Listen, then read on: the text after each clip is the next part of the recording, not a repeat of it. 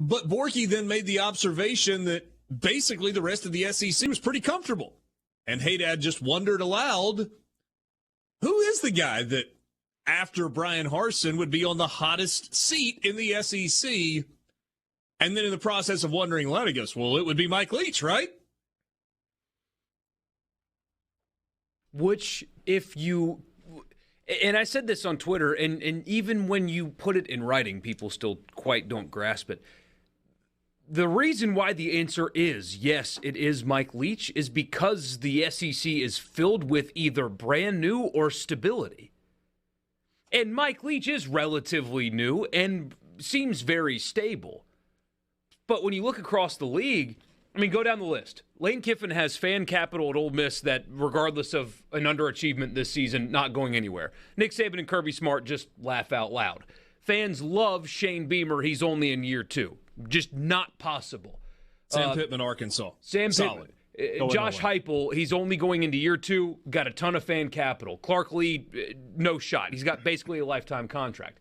Eli Drinkwitz, you know, it's year 3. He's gone to a bowl game, recruited really well. That just does not seem like a possibility whatsoever. Billy Napier's in year 1. Mark Stoops could name his contract length and they will give it to him. He's a perpetual overachiever at Kentucky. There's no shot. Whoever replaces Brian Harsin will be in year 1. Jimbo Fisher has a $90 million contract and has undeserved fan capital that is through the roof. Brian Kelly's in year 1. Sam Pittman has enormous fan capital. And then you land on Mike Leach. No, I don't think that Mike Leach will get fired this season. I don't think his team will be bad enough. I mean, yes, you trade Vanderbilt for Georgia. That stinks. But you're probably not losing to Memphis again. Like, that's probably not going to happen to this team. I expect them to be better than this. But it's entirely plausible.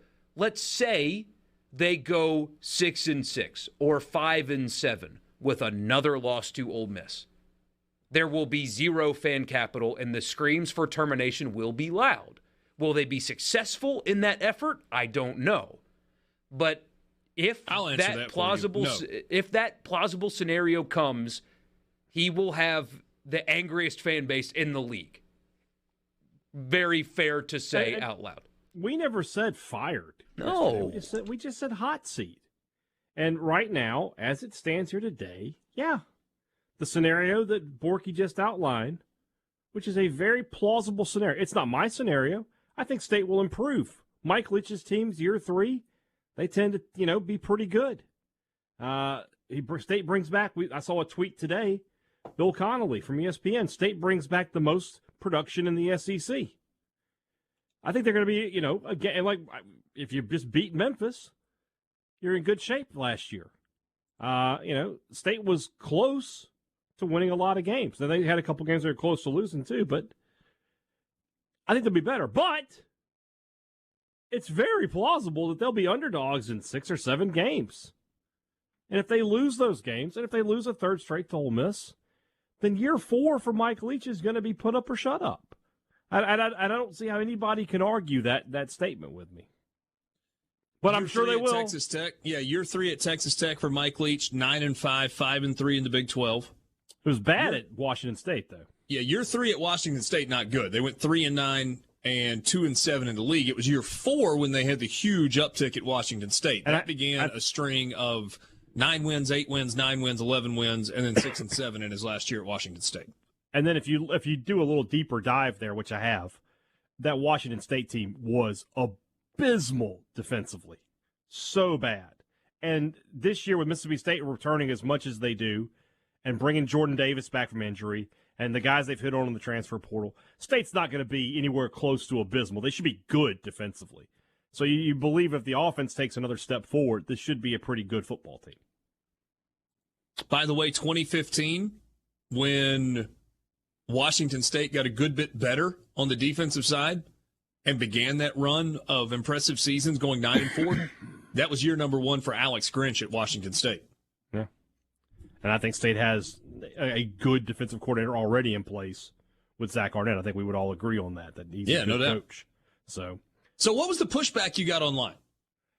People not reading. Exactly what I said would happen in that video happened.